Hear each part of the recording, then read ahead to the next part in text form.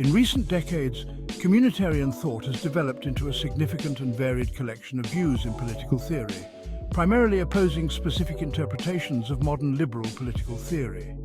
This critique is, nevertheless, part of a larger initiative intended to illustrate the malaise affecting current moral debate. The communitarian critique of liberalism comprises at least 4 dimensions. Initially, communitarians contend that the liberal emphasis on procedural rights at the expense of substantive notions of justice is erroneous, as it neglects the manner in which individuals are shaped by their chosen objectives, held beliefs, and the communities to which they belong. Secondly, liberalism embodies a variant of asocial individualism that neglects to recognize the extent to which an individual's identity is comprehensible only within the context of a society, while also undervaluing the importance of communal goods for individuals. Right, and this perspective challenges the very foundation of liberal thought, suggesting a more integrated approach to understanding individual and community dynamics. Third, communitarians challenge the universalism inherent in liberalism. They contend that no theory of justice can be universally and cross-culturally applicable.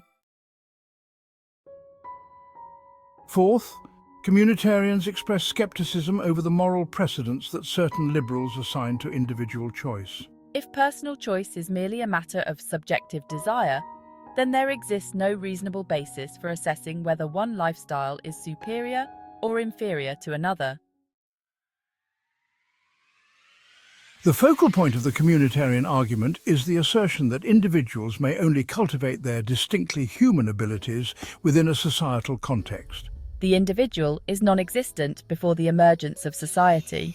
Society molds our identities, imparts significance to our existence, and completes our humanity.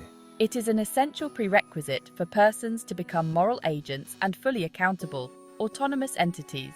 Communitarians assert that a lack of comprehension on this issue results in a diminished sense of community and political agency. The communitarians are embracing the old notion that humans are inherently political beings. To regard individuals as asocial, and to reject the notion that their decisions stem from social embeddedness, results in a severely limited understanding of what it means to be fully human. In recent years, communitarian theory has garnered the interest of scholars in international relations. This growing interest highlights how communitarian principles can influence global dynamics, fostering a more cooperative and community-focused approach to international policies. Its importance is in its potential to establish a moral justification for the sovereign nation-state. If humans are socially rooted and individuals cannot attain full humanity without a communal context, then the social organization that most distinctly reflects the community's shared ideals, assuming the nation-state fulfills this role, must possess intrinsic moral value. In contrast to a cosmopolitan perspective, the nation-state should not be considered ethically insignificant. The distinction between the two viewpoints largely hinges on the identification of the ultimate source of moral value. Cosmopolitans assert that the individual human being embodies moral value rather than certain political groupings.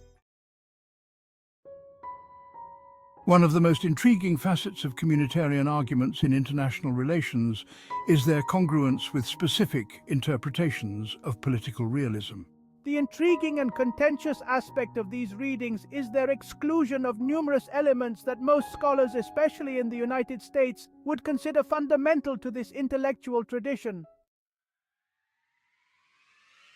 Realism, articulated through communitarianism, emphasizes the notion of the individual, the ethical status of states, and the suitable locus of justice principles, universalism against particularism.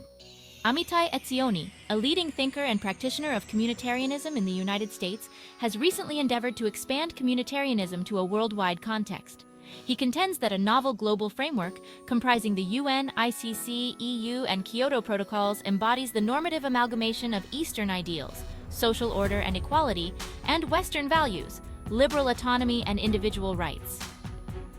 He posits that this architecture aims to address issues that governments cannot tackle alone, underscores the necessity for foreign policy grounded in self-restraint, and advocates for enhanced respect and comprehension of the values and rights of individuals and other cultures.